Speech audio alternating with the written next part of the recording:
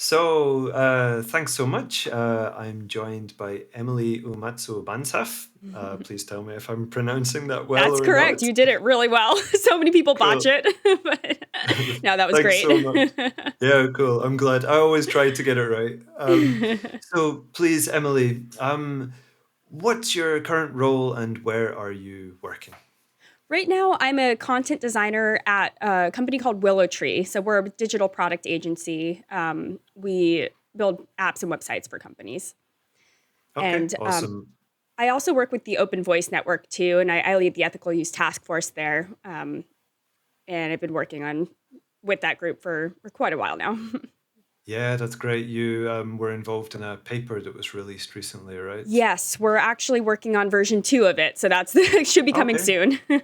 Yeah, excellent. Cool. Yeah. And at WillowTree, your work is chatbots and voice bots. Is that right? Actually, no. I mostly deal with like regular content in the Hmm. apps and websites. So I'm not directly working with chatbots and voice bots at the moment, but we are hoping to um, go more into that Yeah. in the Okay. future. Cool. Cool.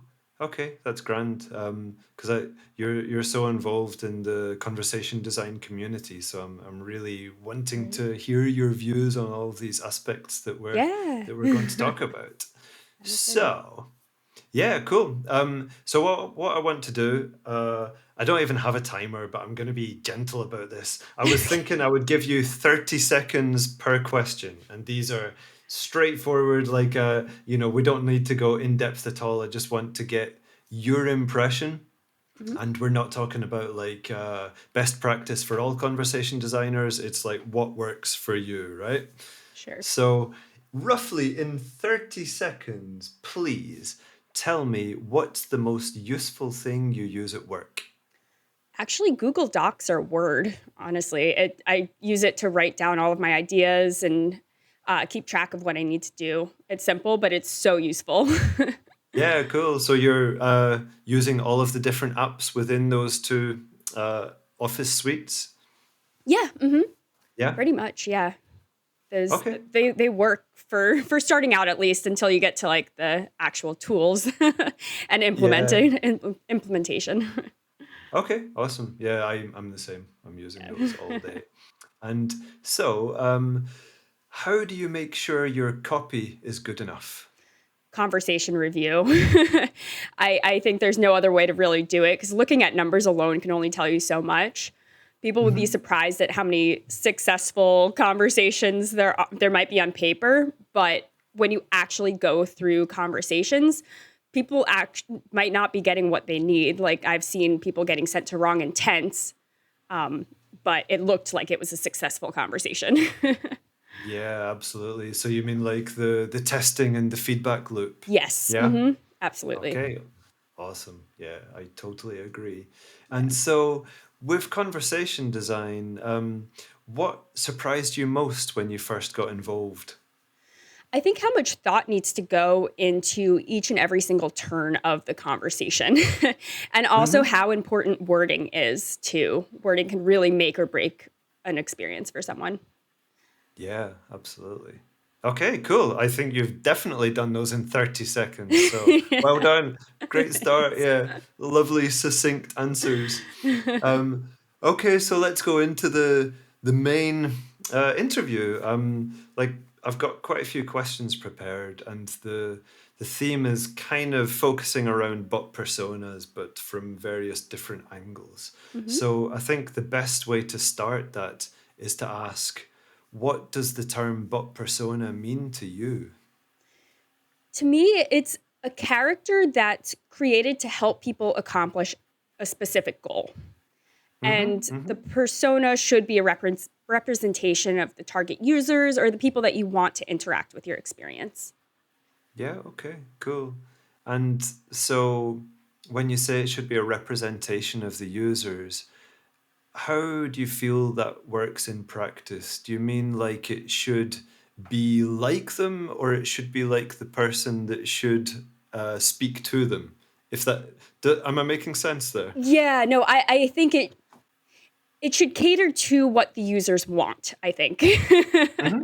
Yeah, that makes And perfect sense. Yeah, it doesn't necessarily have to be like them, but it should resonate with them in the way that they speak to them, at least. Yeah, I totally get you. And I think my question was a bit harsh because it's definitely going to be a case by case basis, Yes, right? It's like, absolutely. yeah, And it the really persona is going to depends. change. Yeah, it depends on the use case, it depends on the company. But yeah, I think generally. Yeah, Yeah. absolutely. It's I think it's one of the big challenges that you might really make a huge assumption about what a certain group of users might feel comfortable talking to, and you could be wrong, right? Hmm. Yeah, and Yeah. that's where the testing and iteration comes in because you have to just always be making sure that what you're saying, that people are getting what they need out of the experience. Yeah, absolutely. Absolutely. It's the main aim, right? It has to be Hmm. useful. It has to help people. Exactly. Cool. And so what's the purpose of the bots persona? Why do we make these? Well, I guess one way of looking at it is that it creates an emotional connection to as many customers and potential users as possible. Mm-hmm. But the underlying business purpose is to attract and maintain as many customers as possible to maximize revenue. That's Yeah. pretty much it. Sure, sure. I get you. I get you. I mean, one of the aspects of that that I'm constantly wondering about is, we can sort of assume that people want to talk to another person, right? Hmm. Like this should be human. Let's basically clone someone who we think's brilliant in that kind of scenario and have users talk to that. And that feels like a very natural, obvious approach. How do you feel about that? Like, how human should these personas be? It depends on the use case and what the bot's being used for. I don't think there's a Hmm. right or wrong answer for how human it should be. For example, Hmm. if it's more of a conversational bot, like a therapy bot that's supposed to be checking in with you, it should be more human acting, I think. Um, but if it's like a banking bot or something that's handling super personal information, um, I think it maybe shouldn't be as human and should be more like transactional and just be more Yeah. useful in that case and help people get what they need. Yeah, I get you. I get you. When you're talking about like a sort of bot in a therapeutic scenario, it makes me wonder if, there's research that shows that people feel more comfortable giving personal details to something when they know it's a bot, right? Because they feel a bit judged by a person, but a bot feels like slightly this other. And then so it makes me wonder, you know, if there is value in this thing being inhuman, like from the Yeah. outset, for it still needs to communicate like a human, but it maybe doesn't need to represent one. And I think that comes with the expectations that are set with talking to a bot. So I don't think there's a problem with a bot trying to be more human or trying to connect with people. But I think the right expectations need to be set so that people are in the mindset that they are talking to a bot Yeah. and it's not not going to be the same experience as talking to a human. Yeah, no, totally. I think we've discovered that now after all the hype. Like we're making digital humans, and it's like so far, not so much. Right. And maybe that's not what we need. It needs to simply help us. It needs to do the use case well, but it doesn't need to convince us that we're human. Right. Um, and there's danger in convincing users that they're talking to an actual human, Oh right? yeah. Yeah, I mean, for one thing, there's uh you can run into legal issues with this and like I know in California you legally like need to tell people that they're talking to a bot.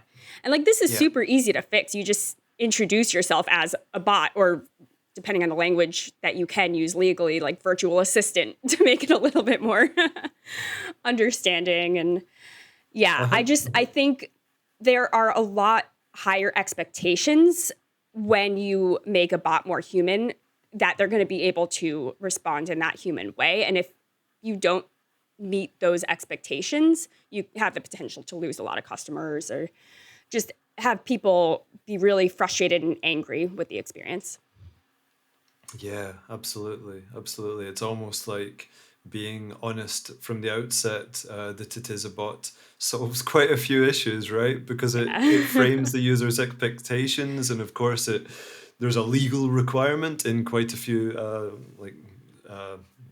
locations around the world. So it's almost like why would you even try to go the other route and pretend that you're human? The Exactly. bot's human. Yeah, Yeah. yeah. Okay, that's cool. And so, there's the human aspect, as Mhm. in the bot pretending to be human, but there's also the sort of, that's one way of looking at it, but also the way that a bot can bond with the user, like to be empathetic, to be caring. And I guess, we want that. We want the user to trust the bot. We want them to feel like they're being understood, right? Mhm. But it's also a slightly dangerous area, right? If the user forms too strong a bond with the bot, we could perhaps end up in uh, like dangerous territory. Yeah. What do you think about that? Like, is this something that comes up with your work with the Open Voice Network? Like looking at the collection of data and how the bot can open up those channels for the collection of data and how risky it can be? Yeah, I mean, absolutely, and I think it's up to the people that are creating the experiences to have that ethical mindset of, "No, we're not gonna, try to manipulate people or try to get information out of people or have, like, murky consent policies that people don't understand what they're consenting to." Yeah, yeah, Um, yeah, and I yeah. think you get into very dangerous territory there if you don't have an ethical mindset going in.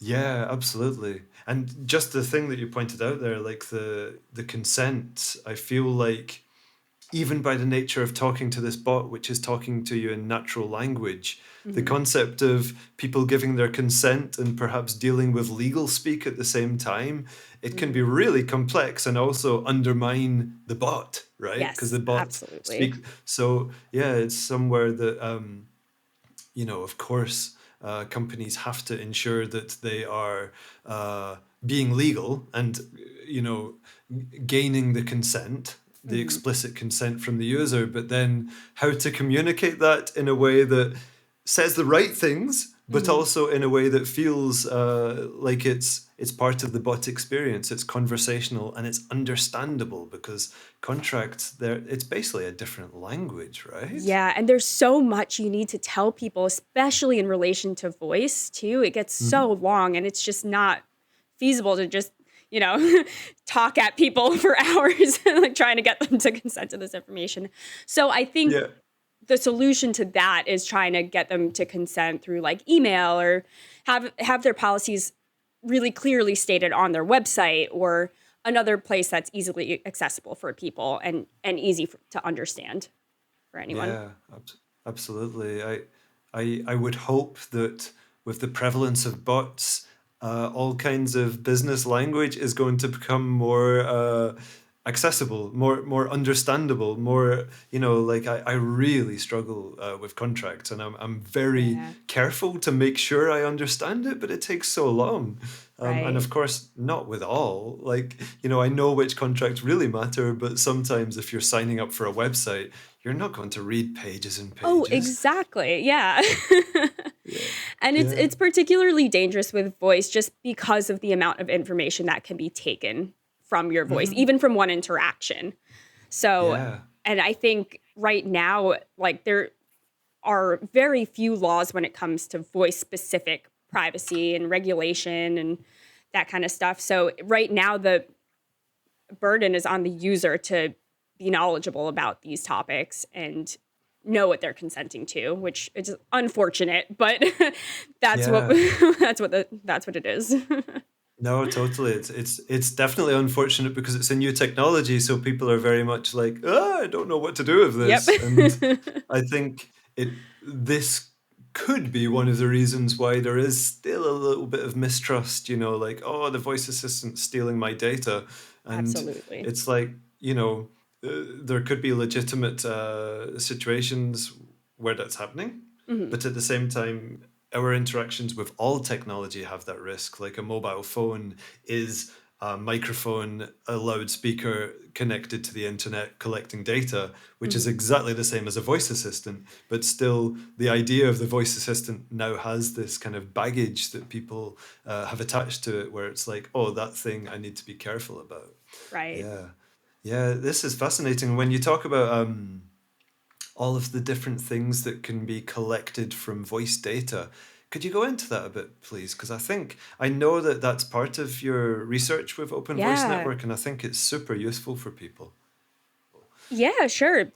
Personal information can be collected, like your name, your location, information about the device you're using.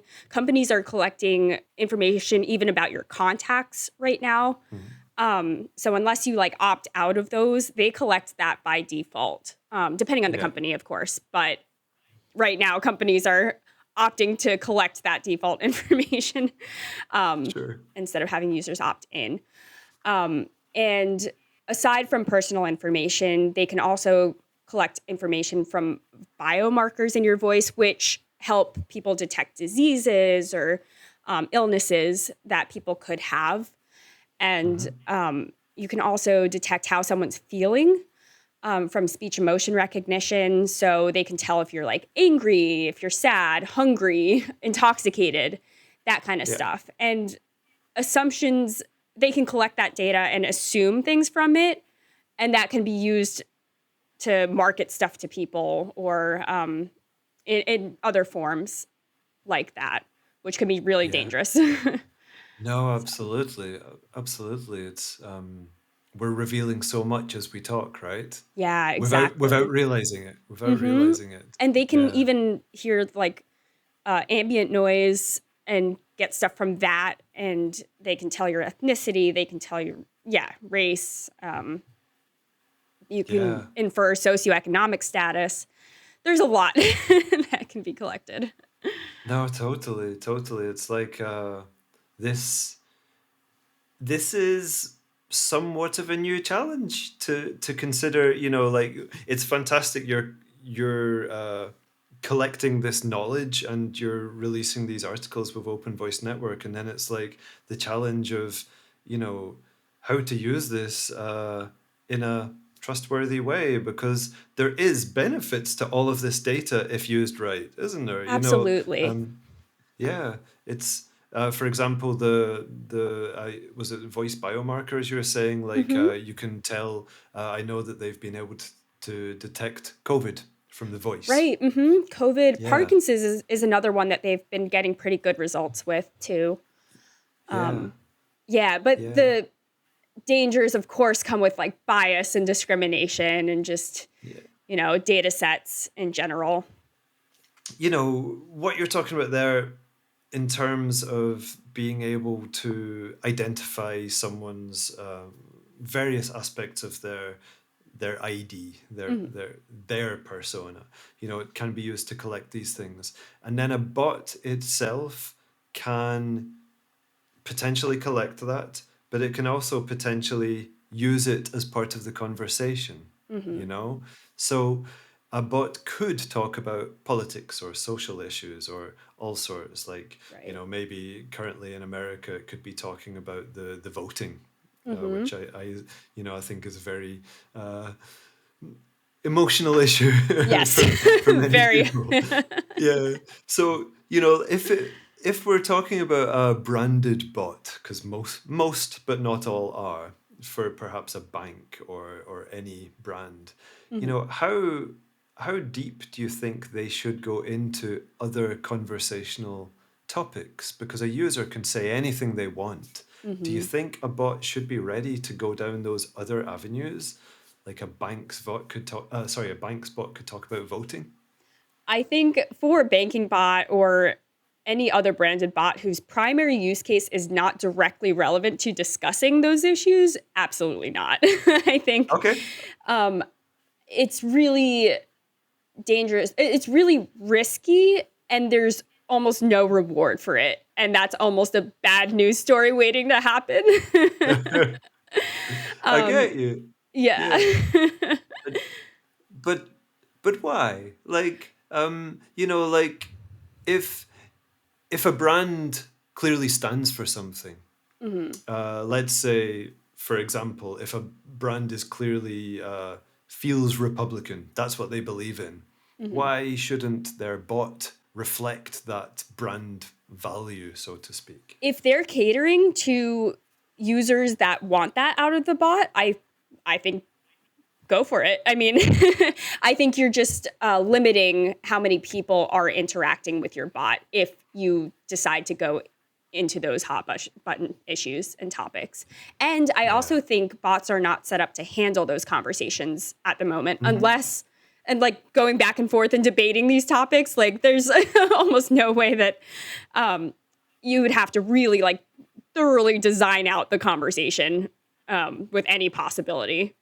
So Yeah. it would be tough to do that in addition to the use case that you're trying to do. Yeah, I totally get you. I mean, there's really potential for fanning the flames and then for the bot to say, sorry, I can't say any more. Right. And it's, yeah, I just don't think it's going to be a fruitful conversation. And I think it also distracts from what the user's there in the first place for. Yeah, I totally So, get you. I totally yeah. get you. Yeah, I think it's a very interesting area because I think in branding it is like brands should know what they stand for and amplify it, like be ready to talk about it. Yeah. But yeah, I think how to deal with the polarization that it can cause because it's, like as people, we can sort of turn on a dime and like meander around the conversation and make sure that we're not uh, being overly offensive or however the Hmm. person might deal with it. But with a bot, it's hard, right?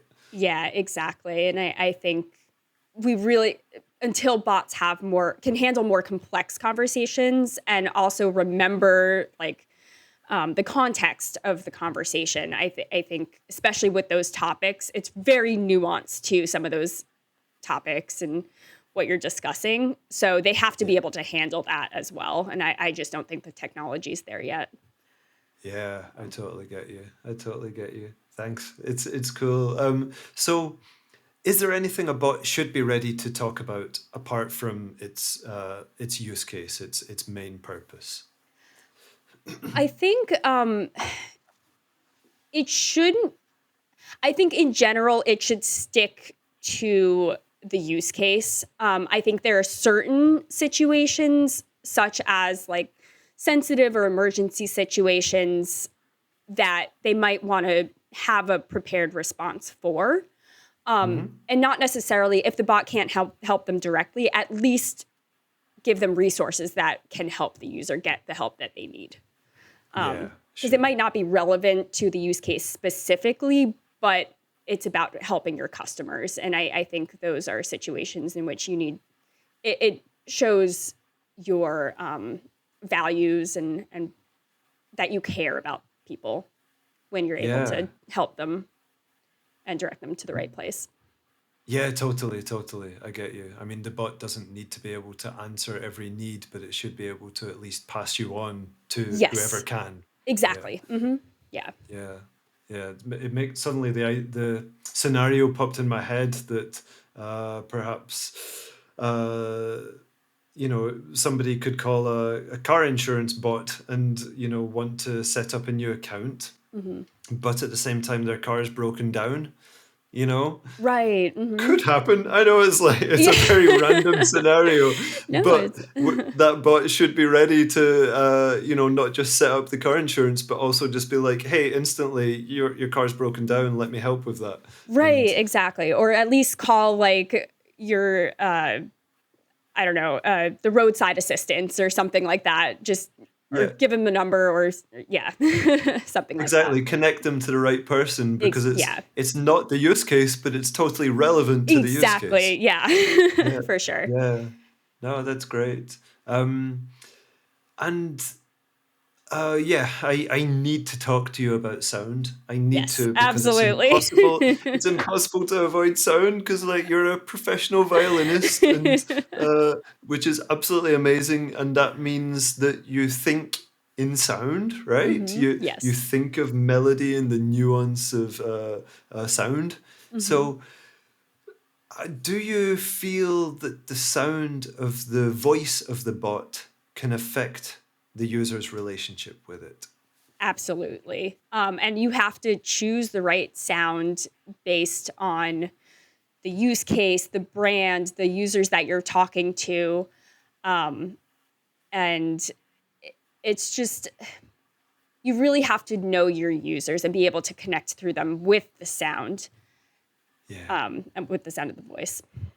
Yeah, I feel this is still a kind of untapped area. Like people, of course, talk about it. They talk about which voice to use, how to alter it with SSML, but still, it's kind of like we're just delving in, right? It's not great. Even with Yeah, SSML, it's still like, still it doesn't always sound how you want it to sound.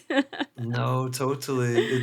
I mean, we don't as we're talking, the words come out with the melody and the prosody and so on, and we're Mhm. not thinking in SSML. So as a designer to analyze what SSML fits words, it's like you have to have a really strong concept and a bit of a sound brain, right? You have to be able to think Right. about the melody and the prosody. And you also have to know what you're listening for too, which is hard because you do actually have to have some training for that, and not unless you're like trained in music or sound specifically. It's hard to know what you're listening for, especially since we were born speaking pretty much or like we were born Yeah, using our voices.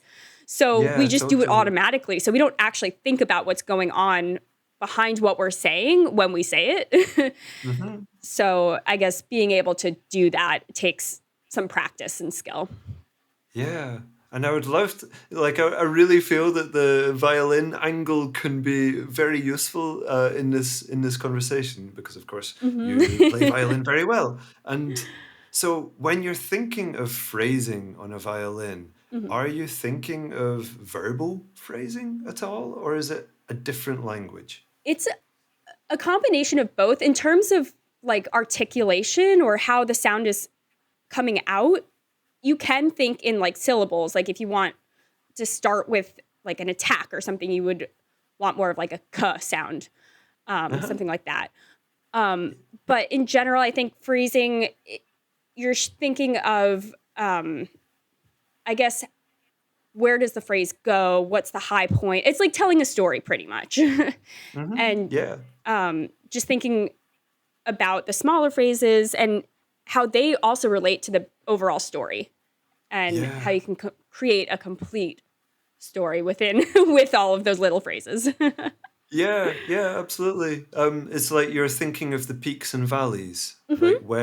where do you want to hit a peak or even the main climax, and you have to leave Right. in spaces, right, where the your audience can sort of have a little breath before you take them back in to Hmm. somewhere more intense. Yeah, and silence in particular is so powerful, and just being able to um, use that within the sound, I think, is even with bots too. I think it's really important to do that. No, totally, totally. And so, like, do you have perfect pitch? I do, yes. Yeah, wow. Okay, okay. And yeah, I mean that's a whole other area of discussion which I think could be very interesting. But in relation to bots, like with Mhm. your experience with SSML, do you I mean there's no, we're obviously not speaking in clear pitches, Mhm. the semitones and so on. Right. Do you think that with your perfect pitch, you hear things that text to speech is saying, and you're like, "Whoa, that's just way off! Like people don't talk like that, or it sounds odd." Yeah, and I think the pitch, since it's like a voice, it's not as prevalent maybe as like ear cons or noises that you use to represent different sounds. I think with the voice, it's more about like how high or low it is. It's not necessarily about like a specific pitch that sounds off. It's just a matter of getting like the tone right. Mm-hmm. Um, Mm-hmm. but I think with like anything that has a pitch, like a sound, that's when the perfect pitch really helps out. Yeah, no, totally. I've heard that it's like I guess if you hear a door squeak, you can Mhm. probably know what semitone that was. Yes. Yeah, Yeah. I heard Miles Davis used to do this, and it's like I'm a drummer, so for me, Uh-huh. pitch is completely out. I have a Right. feeling for rhythm, but I yeah, I'm basically useless with melody.